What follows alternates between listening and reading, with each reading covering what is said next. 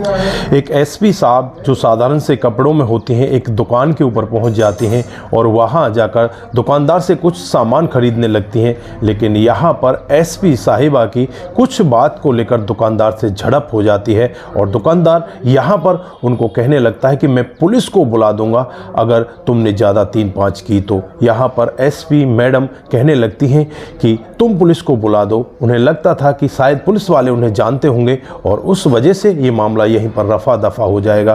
दोस्तों उसके बाद पुलिस वहाँ पर आ जाती है और पुलिस एसपी मैडम के साथ ऐसा कुछ कर जाती है जिसकी कभी किसी ने कल्पना भी नहीं की थी। दोस्तों अगर आप लोग भी पूरे मामले को जानना चाहते हैं तो वीडियो को ज़रा सा भी स्किप ना करें, लास्ट तक वीडियो को ज़रूर देखिएगा। दोस्तों हमने अभी अपने वीडियोज़ के प्रोग्राम में जो भी साथी हमारे साथ कमेंट करके जाते हैं उन लोगों के नाम लास्ट में लेना स्टार्ट कर दिया है। अगर आप लोग भी अपना नाम यहाँ पर बुलवाना चाहते हैं तो आप भी हमारे साथ कमेंट जरूर करें। दोस्तों आगे बढ़ने से पहले हमारी वही रिक्वेस्ट कि जो हमारे चैनल के साथ नए हैं कृपया करके चैनल को फॉलो कर लें, बेल आइकन को जरूर प्रेस करें। नमस्कार, जय हिंद। आप देख रहे हैं APH न्यूज़ राहुल रावत के साथ। दोस्तों आज की जो हकीकत की घटना आप लोगों को बताने जा रहा हूँ ये बिहार के पटना की हकीकत की घटना है। यहाँ पर रजनी नाम की एक महिला जो SP होती हैं और उनकी एक दिन पहले ही ज्वाइनिंग होती है। दोस्तों अब यहाँ पर उसका भाई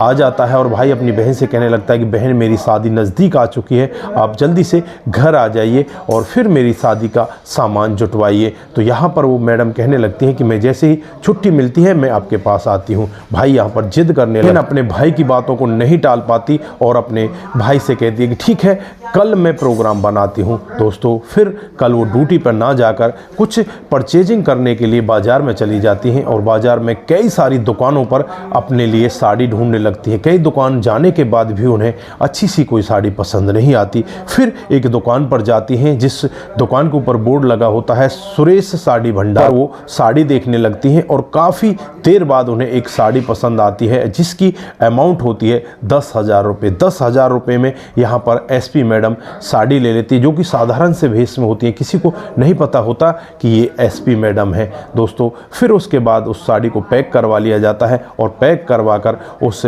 साड़ी को वहाँ से वो ले जाने लगती है। ले जाकर फिर उन्हें दूसरी दुकान से कुछ सामान और ख़रीदना होता है। वहाँ पर जाकर वो और सामान ख़रीदने लगती हैं।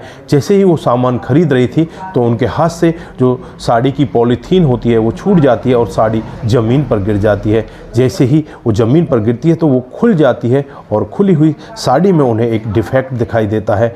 उस डिफेक्ट को देखकर एकदम से परेशान हो जाती हैं कि इसमें तो धागे निकले हुए हैं, इस साड़ी का भला मैं क्या करूँगी, ये तो ख़राब है, इसको मुझे बदलना चाहिए। दोस्तों अब यहाँ पर SP मैडम उसी दुकान पर वापस पहुँच जाती हैं और वहाँ जाकर उस दुकानदार से कहने लगती हैं कि आपकी ये साड़ी ख़राब है, इसमें इस तरह का डिफेक्ट है। तो यहाँ पर दुकानदार कहता है कि ठीक है आप दूसरी साड़ी ले लीजिए। अब SP मैडम वहाँ पर दूसरी साड़ी देखने लगती हैं और काफ़ी मशक्क़त के बाद उन्हें कोई भी दूसरी साड़ी पसंद नहीं आती। अब यहाँ पर SP मैडम कहने लगती हैं कि आप ऐसा करिए, मुझे यहाँ से अब कोई भी साड़ी पसंद नहीं है, आप मेरे पैसे मुझे वापस दे दो। तो यहाँ पर दुकानदार उनसे कहते हैं कि सामने एक पर्चा लगा हुआ है, इस पर्चे को देखो, इस पर लिखा हुआ है बिका हुआ माल वापस नहीं होगा, बस बदला जाएगा। अब यहाँ पर SP मैडम कहने लगती हैं कि मैं यहाँ से कितनी दूर गई हूँ, दूसरी दुकान पर ही तो गई हूँ, वहाँ से वापस आ गई, अब मुझे यहाँ पर दूसरी साड़ी पसंद ही नहीं है तो मैं ज़बरदस्ती क्यों लूँ, मुझे नहीं लेनी, मुझे मेरे पैसे वापस दे दो। अब यहाँ पर आपस में झड़प होने लगती है और जो दुकानदार होता है वो पुलिस का रौब दिखाने लगता है और कहने लगता है कि मैं पुलिस को बुला लूँगा और तुम्हें यहाँ से गिरफ्तार करवा दूँगा। अब यहाँ पर SP मैडम से ये बदतमीजी करने लगता है और यहाँ पर SP मैडम भी कहती हैं कि ठीक है तुम पुलिस को बुला लो, पुलिस ही तुम्हारा फैसला कर देगी, क्योंकि यहाँ पर SP मैडम को लग रहा था कि पुलिस वाले शायद उन्हें पहचान जाएंगे और ये मामला यहीं पर रफा दफा हो जाएगा। दोस्तों उसके बाद जो यहाँ पर पुलिस का दरोगा होता है वो अपने साथ 1-2 सिपाही को लेकर वहाँ पर पहुँच जाता है और जो दुकानदार होता है सुरेश साड़ी भंडार वाला वो यहाँ पर उस दरोगा को 500 रुपये दे देता है। मैडम ये सब वाक़या देख रही होती है और 500 रुपये लेने के बाद वो दरोगा यहाँ पर मैडम को ही उल्टा धमकाने लगता है और कहने लगता है कि तुम यहाँ पर ज़बरदस्ती कर रही हो, जब इन्होंने लिख रखा है कि बिका हुआ माल वापस नहीं होगा तो तुम इसे लेकर क्यों नहीं जाती। यहाँ पर मैडम कहने लगती है कि आप इस तरह से कैसे कह सकते हो, आप लोग तो हमारे रक्षक हो और आप लोग हमें ही वापस धमका रहे हो। तो यहाँ पर वो दरोगा साहब कहने लगता है कि अच्छा, तुम्हें हम रक्षक दिखाई नहीं दे रहे, हम रक्षा नहीं कर रहे, इस दुकानदार से तुम ज़बरदस्ती कर रही हो। तो यहाँ पर एसपी मैडम कहने लगती है मैंने इसके साथ कोई ज़बरदस्ती नहीं की और आपको कोई हक नहीं बनता कि इस तरह से मुझे धमकाने का। तो यहाँ पर दरोगा साहब को बहुत ज़्यादा गुस्सा आता है। वो अपने सिपाही को कहता है कि इसको जेल की हवा खिलानी है, इसे अपने साथ गाड़ी में बिठाओ। तो एसपी मैडम उससे कहने लगती हैं कि तुम मुझे गाड़ी में नहीं बिठा सकते, क्योंकि अगर एक महिला कोई अपराध करती है तो उसे पकड़ने के लिए एक महिला ही पुलिस कांस्टेबल चाहिए, तुम तो पुरुष हो, तुम मुझे नहीं ले जा सकती। तो यहाँ पर दरोगा को और भी ज़्यादा गुस्सा आता है और वो कहने लगते हैं तो तुम तो हमें बहुत ज़्यादा कानून पढ़ा रही हो, कोई बात नहीं, 2 मिनट रुको, मैं अभी यहाँ पर महिला कांस्टेबल को बुलाता हूँ। उसके बाद महिला कांस्टेबल को वहाँ पर बुला लिया जाता है, क्योंकि वहाँ पर बहुत ज़्यादा लोगों की भीड़ होती है। और अब यहाँ पर एसपी मैडम को अपनी जीप में वो लोग बैठा लेते हैं। बिठाने के बाद उसे सीधे थाने ले जाते हैं और जैसे ही थाने में एसपी मैडम प्रवेश कर रही होती है तभी वहाँ पर सामने एक व्यक्ति खड़ा होता है। वो व्यक्ति यहाँ पर एसपी मैडम को पहचानता है और एसपी मैडम को देखते ही सलूट मारने लगता है और कहने लगता है कि तुम लोग बहुत गलत कर रहे हो, इस मैडम को क्यों लेकर आए हो। तो यहाँ पर जो एसपी मैडम होती हैं उस व्यक्ति की तरफ थोड़ा सा आंखों से इशारा करते हैं कि तुम्हें कुछ नहीं कहना, बस तुम चुप रहो। उसके बाद वो व्यक्ति भी चुप हो जाता है और दरोगा साहब यहाँ पर मैडम को एक कटघरे के अंदर बंद कर देते हैं। और यहाँ पर जो मैडम होती है तरह तरह के कानून बताने लगते हैं कि मैं तुम्हें 1 मिनट में अभी चुप करा देता हूँ, मैं अपनी महिला कांस्टेबल को बुलाता हूँ, तुम्हारी अच्छे से पिटाई करवाता हूँ। अब यहाँ पर जो मैडम होती है वो कहने लगती है तुम इस तरह से कैसे मुझे पिटवा सकते हो, तुम ऐसा काम नहीं कर सकते। तो यहाँ पर दरोगा का गुस्सा 7वें आसमान पर होता है। दरोगा तुरंत ही जो वहाँ पर मैडम कांस्टेबल होती हैं उन्हें बुलाते हैं और कहते हैं कि इसकी अच्छे से धुनाई कर, जिससे इसको पता चले कि पुलिस का रवैया क्या होता है, पुलिस की ताकत कितनी होती है। इसे कुछ समझती नहीं, पुलिस को कुछ समझ ही नहीं। उसके बाद वो महिला कांस्टेबल एसपी साहब की तरफ बढ़ने लगती है तो एसपी साहब तुरंत ही अपना जो कार्ड साथ लेकर आई थी उस कार्ड को दिखाती है। तो वो महिला एकदम से एसपी साहब को सलूट करने लगती है। इधर जो व्यक्ति यहाँ पर पहले ही महिला एसपी साहब को पहचान रहा था वो यहाँ पर खड़ा हो जाता है और सभी लोगों को बताने लगता है कि ये हमारे ज़िले की नई एसपी साहिबा हैं। दोस्तों अब यहाँ पर जो दरोगा साहब होते हैं उनकी भी सिट्टी पिट्टी गोल हो जाती है। दरोगा अब घुटनों के बल आ जाते हैं और यहाँ पर एसपी मैडम के पैरों में गिर जाते हैं और कहने लगते हैं कि मुझे माफ़ कर दो। तो यहाँ पर एसपी मैडम कहती हैं तुम्हें माफ़ मैं किस बयां पर कर दूँ, तुमने तो बहुत बड़ा जुर्म किया है और तुम रिश्वत लेकर लोगों को इस तरह से परेशान करते हो, इस तरह से लोगों को जेल के अंदर बंद करते हो, तुमने तो अपराध किया है और इस अपराध की सज़ा तुम्हें ज़रूर मिलेगी। अब यहाँ पर जो और भी इस दरोगा के ऑफिसर होते हैं, आला अधिकारी होते हैं, उनको यहाँ पर बुलाया जाता है और उनसे कहा जाता है कि इसके खिलाफ मामला दर्ज करो और इसे जेल के अंदर बंद करो। दोस्तों यहाँ पर वो कहने लगते हैं कि मैडम इसके खिलाफ अगर कोई सबूत मिलेगा तभी तो इसके खिलाफ कार्रवाई होगी, इसके खिलाफ कोई सबूत है क्या आपके पास। तो यहाँ पर मैडम सोचने लगती है कि इसके खिलाफ मेरे पास क्या सबूत है। तो उसे याद आता है कि जो दुकानदार था वो बार बार सीसीटीवी कैमरे का जिक्र कर रहा था कि हमारे यहाँ पर सीसीटीवी कैमरा लगा हुआ है, मैडम आप बदतमीजी मत करें, नहीं तो आप सीसीटीवी कैमरे के आधार पर ही आपको मैं पकड़वा दूंगा। दोस्तों अब मैडम कहने लगती कोई बात नहीं, आप रुकिए, मैं आपको सबूत ला कर देती हूँ।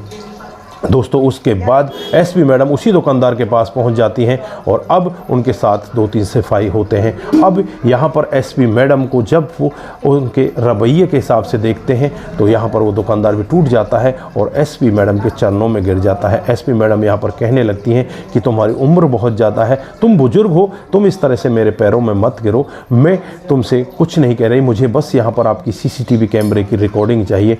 तो यहाँ पर वो दुकानदार चुपचाप सीसीटीवी कैमरे की रिकॉर्डिंग दे देता है और कहने लगता है कि एसपी मैडम मुझे माफ़ कर देना, मुझसे बहुत बड़ी गलती हुई है। और जो उसने वहाँ पर एक पेपर लिख रखा था, जो छाप रखा था, उस पेपर में लिखा हुआ था बिका हुआ माल वापस नहीं होगा, वो पेपर वहीं पर फाड़ देता और कहता है कि मैडम ऐसा मैं आज के बाद कभी भी नहीं करूँगा, जो भी माल अगर डिफेक्टिव होगा या कुछ ख़राब होगा तो मैं उसे वापस ले लूँगा। आज के बाद मैं कभी भी ऐसा काम नहीं करूँगा, मैडम मुझे माफ़ कर दो। दोस्तों उसके बाद एसपी मैडम उससे कहते हैं कि कोई बात नहीं, मैं तुमसे यही कहती हूँ कि जो ग्राहक होता है वो भगवान का रूप होता है, अपने ग्राहक के साथ कभी भी ऐसा गलत व्यवहार मत करना, मैं तुमसे यही कहना चाहती हूँ। दोस्तों उसके बाद एसपी मैडम वहाँ से चली जाती हैं और जो ऑफिसर यहाँ पर सबूत मांग रहे थे उन्हें वो सीसीटीवी कैमरे की रिकॉर्डिंग दी जाती है कि इसमें देख लो ये 500 रुपये उससे किस तरह से रिश्वत ले रहा है। दोस्तों अब यहाँ पर उसके खिलाफ मामला दर्ज कर दिया जाता है और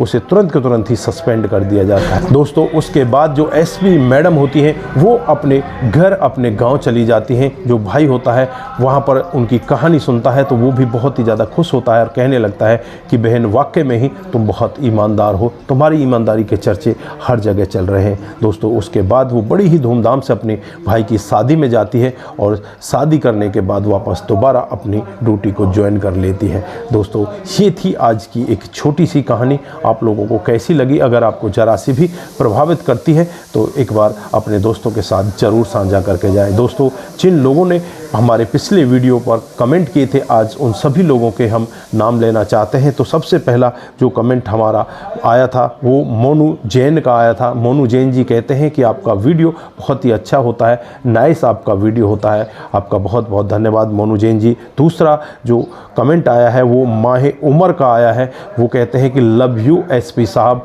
आपका बहुत बहुत धन्यवाद। दोस्तों तीसरा जो कमेंट है NA उपाध्याय का आया है जो कहते हैं कि एसपी साहब ने बहुत ही अच्छा काम किया। जो इससे पीछे वीडियो हमने बनाया था वो एसपी साहब का वीडियो था। एसपी साहब ने जहां पर बहुत ही अच्छा काम किया था उनकी सराहना यहां पर ये लोग कर रहे हैं।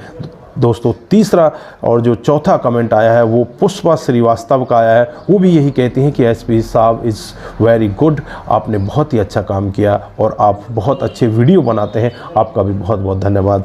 मैं पुष्पा जी आपका भी बहुत बहुत धन्यवाद करता हूं। दोस्तों कमल सिंह जो हमारे टॉप फॉलोवर हैं और वो हर दिन हमारे वीडियोज़ पर कमेंट करते हैं, कमल सिंह जी आपका बहुत बहुत धन्यवाद। कमल सिंह भी कहते हैं कि आपकी जो स्टोरी होती हैं वो हमेशा टॉप होती हैं और आज की स्टोरी भी आपकी बहुत ही अच्छी है।